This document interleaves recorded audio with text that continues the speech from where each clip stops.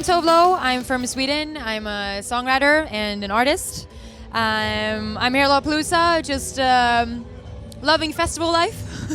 Well, when we play festival shows, it's a bit more like a rock and roll gig because you can't have, as much production, as you don't get sound check, just kind of like up and do your thing.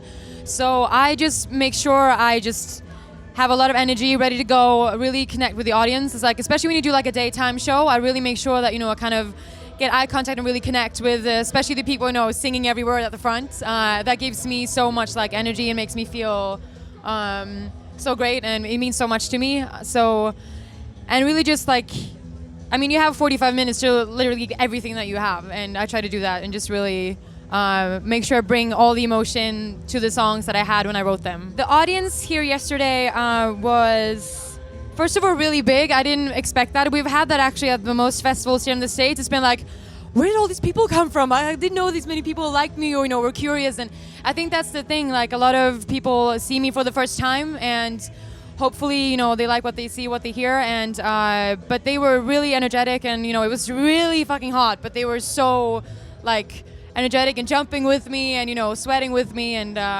meant a lot. Yeah, it was great. The writing and recording process for Queen of the Clouds was very scattered. I was traveling. Things was kind of already starting out for me. I'd already released my EP, True Serum, so I was doing like small, tours around US and Europe for that.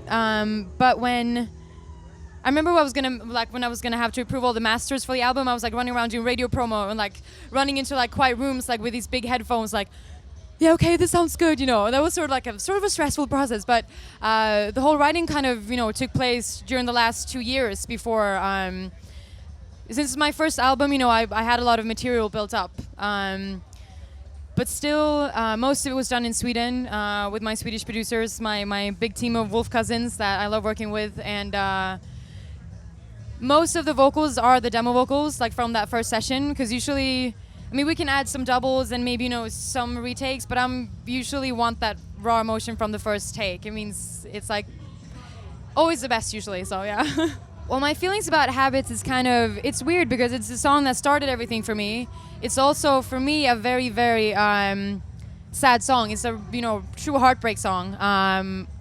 Which is all about, being self-destructive and trying to like numb your pain and just surviving whatever it is that you're hurting from. And for me, it kind of changed a little bit when, Hippie Sabotage got everything started, with turning it sort of into a stoner anthem, which I love the remix. Obviously that was like, I remember when I first heard it, I was like, holy shit, this is awesome. And that kind of changed the mood of the song a little bit. So now when I perform it, like, it's this weird kind of vibe of just me feeling first like really emotionally sad and then super happy because everyone is just like going nuts for the chorus and singing along. And so it's a very different emotion. I'm happy now when I sing it compared to when I wrote it. And when I started performing in the beginning, it was very, sad and heartfelt. And now it's more of like a, fuck yeah, everybody, let's do this together, And it's a cool feeling. It's, yeah.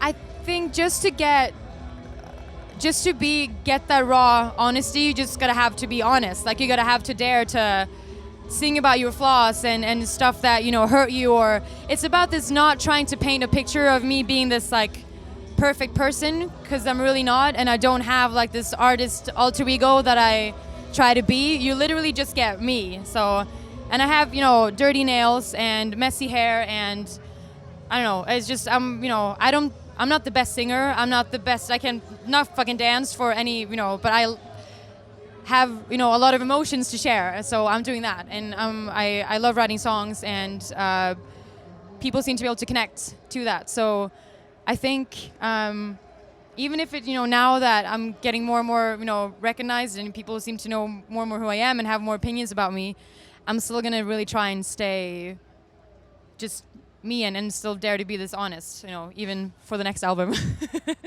I think transition from being a songwriter to artist was it was sort of when I've been writing a lot of songs, and I had a few songs I didn't want to give away because they were like my personal stories, and I think because it's a very different thing writing for me and writing for someone else, and it was I just finally sort of with, pushes from like people around me. They're like, well, if you're not going to give these away, then, you have to fucking do something with them yourself, because they can't just be lying around. And so I sort of did it like, as a thing, typical, like, this is going to be for me. It's going to be my like indie thing on the side. I'll release my songs. I didn't have a label first when I released Habits, so it was just, on its own.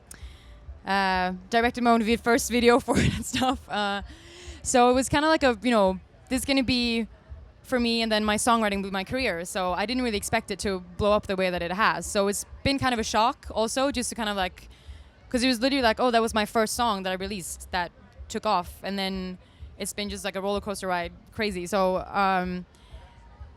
I'm really happy that I gave it one last sort of go, because I think if I hadn't done it then, I probably wouldn't have done it. Then I would have stayed a writer, and I think I probably would have been happy as that, but I would always wonder, like, what if I just, tried it for real? So I'm really happy that I did. I'm still getting used to everything, though. It's still weird. It's really weird. When I write for me, it's usually like I go into this, my own zone. I usually rather do it alone. I can work with people, but I'm like this weirdo in the corner, just being quiet, and then I'm like, I have an idea, and then that's the idea. Like, but when I write with others, for others, it's more like, I try to, if the artist is in the room with me, I try to be very much like, tell me your story, what's what do you want to sing about? Like, tell me about your life. And it can be hard if they feel like I'm this creep trying to know private stuff about them, but it's just because otherwise it's really hard to kind of like make it sound like them. And most are like really collaborative, and if they're not in the room, it's usually just like, okay, I try to imagine just like what their life is like and try to think of things that they would want to say or think about, and sometimes I'm completely off and sometimes I'm completely right. So it's really just of like trying to tell someone else's story, not your own, because I think that becomes a weird thing sometimes with songwriters. They're like, it's their story and then they have someone else singing it, and then they can't really handle that transition, so they won't let the artist do their own thing with it, and I think that's important to let them do that. Right now I'm just full on touring, trying to divide my time between Europe and the States. But we've been playing a lot of festivals, going to keep playing a lot of festivals this summer, and starting to work on my album soon, the next one, and planning my fall tour, my US fall tour that starts in October, which I'm very excited about. Hi, I'm Tove Lo, and this is GRAMMY Pro.